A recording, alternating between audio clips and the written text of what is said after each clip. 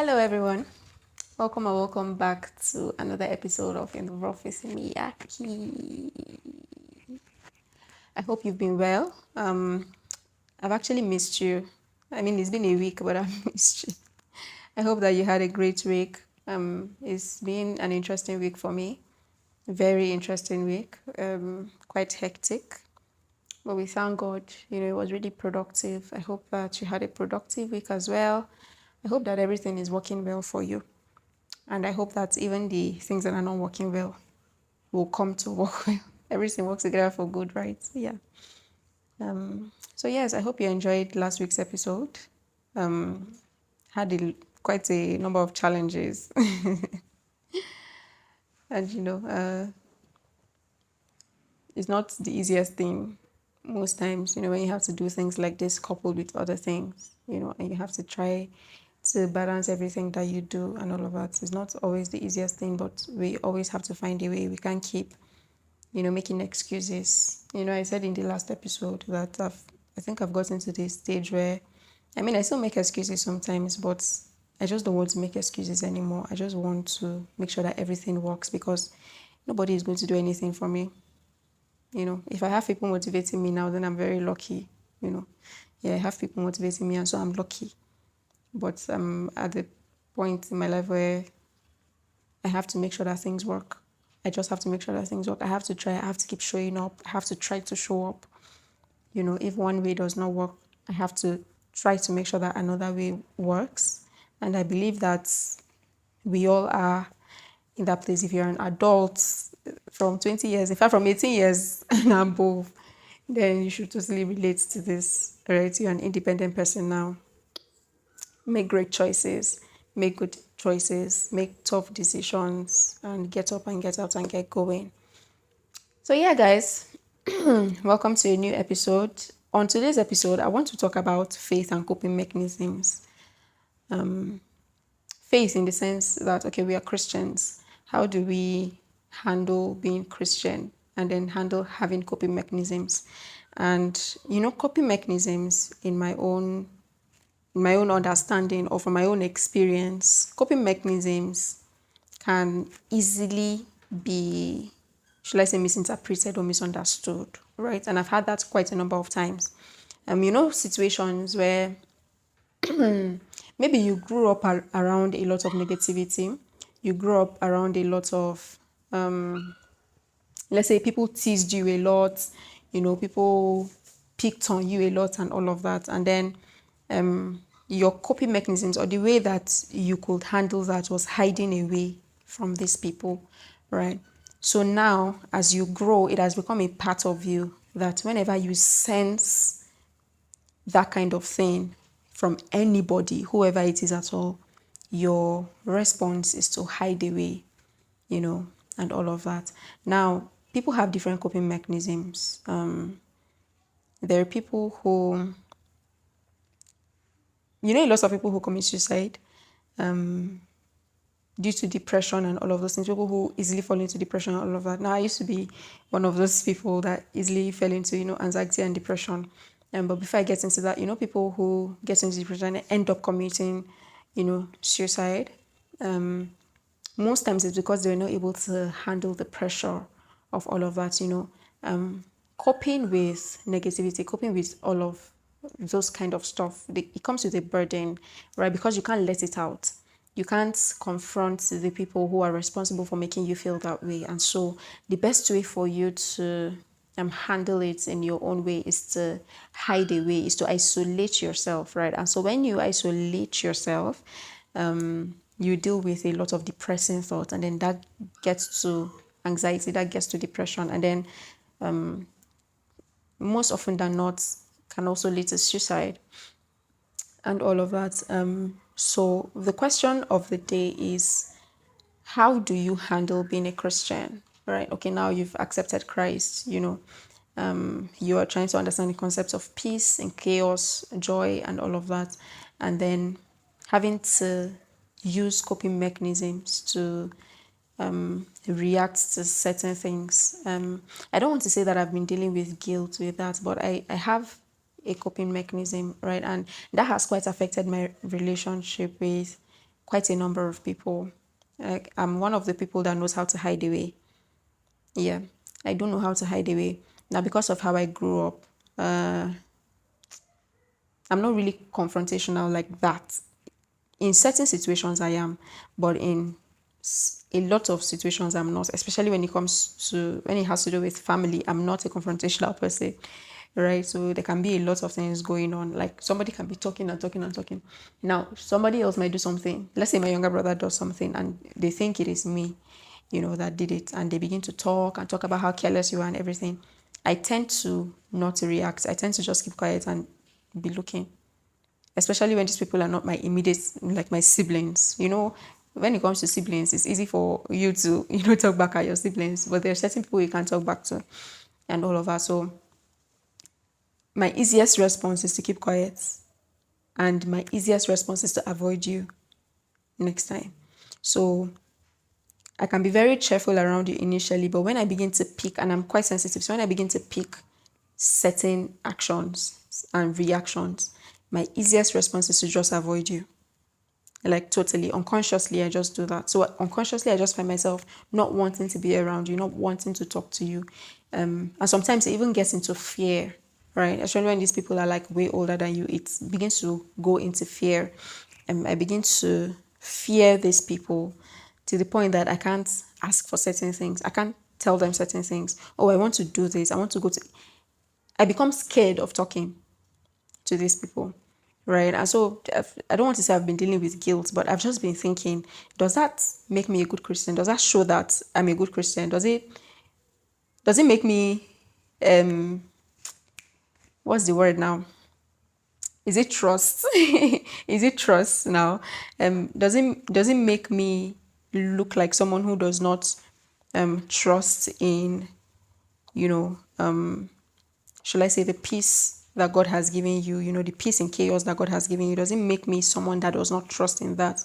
That I feel like, oh, I'm relying on my own coping mechanism to stay away from, or to hide away from these circumstances, and because this thing has been bothering me, and one thing I really like about the Holy Spirit is that when something begins to bother me, and I believe that because we all have the Holy Spirit in us, I think this happens to all of us. When something begins to bother you, the Holy Spirit tries to bring it to mind and tries to have a conversation with you about it. So the conversation I had with Holy Spirit concerning this was that these situations will probably never stop, right? Because these people are still older than you. As you get older, they get older, and their mindsets, their actions will not necessarily change. And I've seen that over time, that the same things that I'd been dealing with when I was like way younger are the same things that I'm still dealing with now, and maybe even more, right? And these things will definitely not change, right? And the more you do these things, the more you hide away and all of that, the less of Christ you're able to portray to these people. And then he brought the whole scenario about, loving your enemies and all of that. Now, I don't want to say there are two extremes, but there was a way I understood the relationship, right? How about when these people are sending out all the negativity? You're taking negativity, absorbing it, turning it into some positive energy and sending it back to them. Now, that's very difficult, but that is what portrays you being a Christian in that instance, right? Because your reaction, that coping mechanism that you have of hiding away, running away, or crying, or insulting them, or just being defensive, it does not in any way make them change their attitude. It does not in any way show that you're mature. It does not in any way show any Christian attributes that you have, right? It's you reacting to negativity with negativity, right? So, because of that, these people cannot see your light. They cannot see your light. And most times, the lie that the devil tells us is that hiding away, running away, and just staying, isolating yourself and being alone is the best way to avoid the drama, is the best way to avoid, all of that. But that's a lie, because that's the devil's way of making you hide your light. right? The time where light shines the brightest is when it is dark, right? Now, there is light, it is day. When I turn on the lights in this room, there will be a difference, right? But there won't be so much difference because it's already day. There's already light coming from outside. So even if I turn off the lights in this room, the room is still going to be bright because it is day, right? But when it is night, when it is like pitch dark and you turn on the lights, the difference will be very, very clear. You will know that okay, there is light, right? So the best time for people to see how bright your light is in the midst of chaos, in the midst of negativity, when there is no trace of light around you, and then you walk into the room and you shine your light, people will see your light, right? So in that instance where people are sending out all of that negativity, when you send out positivity in that moment, it will touch them, except if their heart is heart of stone and if they've blinded their eyes. But you know one good thing about if you close your eyes and there's light, you will feel it in your eyes that there's actually light. You know. I've never been blind, so I don't know how it is for blind people, and my apologies for saying that. But I've never been visually impaired. So I don't know if there is a difference. Maybe because I'm not visually impaired, when I close my eyes and there's light, I know that okay, light is hitting my eyes. So I don't know if there's a difference, but I believe that people can even feel it, right? So even if they've blinded their eyes, even if they've hardened their heart, they don't want to, they can feel your light, right? So on faith and coping mechanisms, we're not saying, or I'm not saying that you should not have coping mechanisms, right? I think that having coping mechanisms is part of being human, especially when you go to like a different environment and then you have to cope with, some of the things that are happening. But then coping mechanisms, I think there are like two extremes to it. There are the coping mechanisms that are negative, of course, when you have to react like it's a physics principle that said for every action there is an opposite and equal reaction, right? So for everything somebody does, you have a reaction to that, right? So and these coping mechanisms are one of those things, but they could be negative. They could be talking back at the person, being confrontational, or just running and hiding away, or just crying, or just being defensive, just being violent and all of that, and because you feel the need to defend yourself, right? Or there could be another way that it could be positive, right? And it could have an impact on these people. Now, this is something that I'm learning myself, and me talking about it doesn't mean that it is something that I've figured out. It's something that I'm learning, even very recently, down till yesterday. I still had to, before I slept, I really still had to have like a conversation with myself, like, what am I doing? How do I handle this situation? It is very difficult to handle people, especially when these people are older than you. It's quite difficult to handle people and handle people's own emotions, right? Understand people's emotions and handle it and all of that. When they dish out some things to you, a lot of times people dish out negativity to you from a place of insecurity. They dish out negativity to you from a place of, oh, I'm older than you, and then you have to do what I'm telling you to do, blah blah blah, and all of this stuff. People do all of that, but how do you handle these people's emotions? How do you take all of that? I want to say baggage because it actually is a baggage. How do you take all of that baggage? How do you process it and turn it into positive and react, right? And it's something that you can only do with the help of the Holy Spirit. You have to allow the Holy Spirit to teach you how to do that, right? The Holy Spirit painted a scenario in my head yesterday. I was doing the dishes and I don't know, it just came very, very, very funnily, and he just painted an accident scenario in my head, a scenario where, oh, somebody else hits me so badly, what will I call it, should I say contact? All these words are escaping me. The contact was so strong that my car was completely shattered and the person's car was completely shattered. Now, thankfully, I was not injured. I came out of the car okay, but the other person had a scratch on his head, right?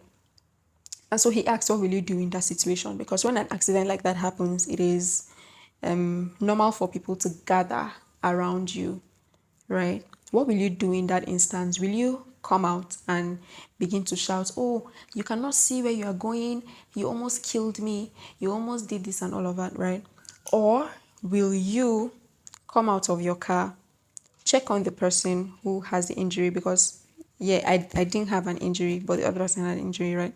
Will I come out of my car, look at the other driver that was being injured, and since everybody is too busy trying to blame the other driver for hitting, will I call an ambulance, take this person to the hospital?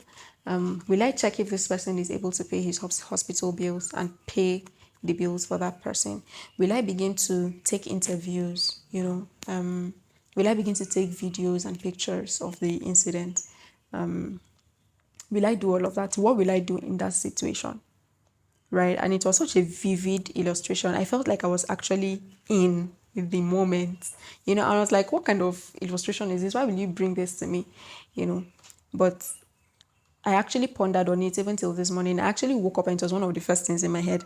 What will you do in that situation? How will you react in that kind of situation? Right? It is the human thing to point fingers. It is the human thing to be confrontational. It is the human thing to be, but what is the Jesus thing to do? What is the Christian thing to do? I don't want to say what's the moral thing to do, because honestly, there's a line between morality and Christianity, right? But what is the Christian thing to do? Christianity overrides morality in a lot of ways. And I think I've said it before. But what will you do in that situation? And so just bring it back to these little things that you think you cannot handle. These little things that you think you cannot stay without reacting to. When somebody is speaking bad to you, when somebody is speaking, gibberish in your face, accusing you of something you did not do and all of that, how would you react? Now, I'm not saying that you should sit down and accept blame for something that you've not done and all of that, but how would you react immediately? Right? And that's why I said this is something that the Holy Spirit has to help you do.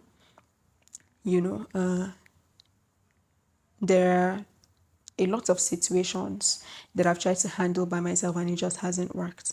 And like I said, even very recently, even this week, there are a lot of situations that I tried to handle myself. I just ended up becoming angry.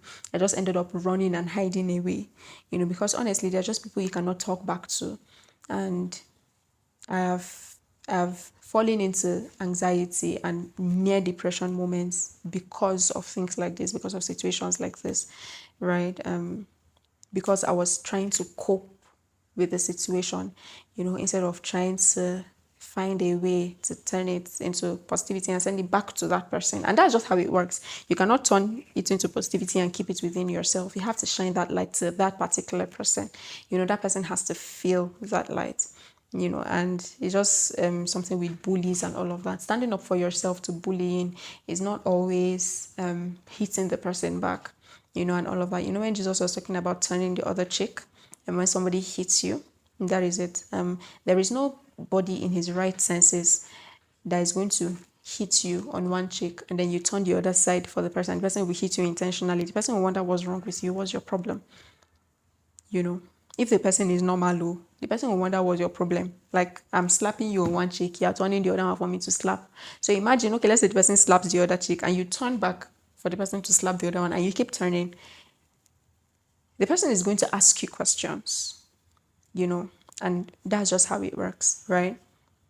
So I just want to tell you today that you should try as much as you can to put faith over coping mechanisms. Allow the Holy Spirit to teach you how to, should I say, positively cope.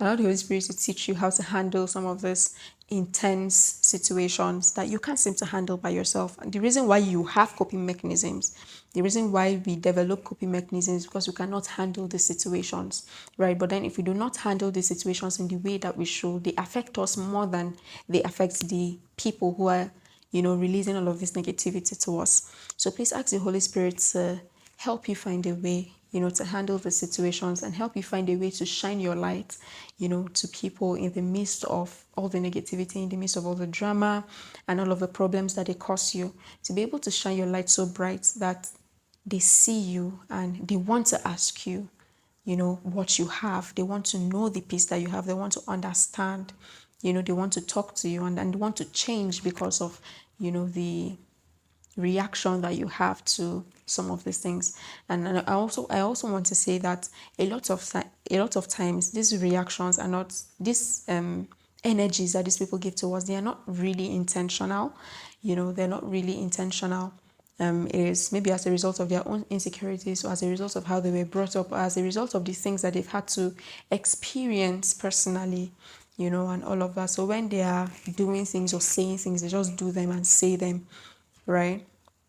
But I just hope that the Holy Spirit teaches you. I hope that you open your heart, and I hope that you don't run away anymore. I'm learning not to run away anymore. I'm learning to face all my fears, face all my trials, my troubles, and handle them the way Jesus will be proud of. And I hope you do the same. So thank you for staying to the end of this episode. I hope you enjoyed it. Please comment, DM, like, share, subscribe, and do all of those good stuff. And let me know how you feel about this episode, and let me know if you have any personal experiences you'd like to share. Thank you. Bye.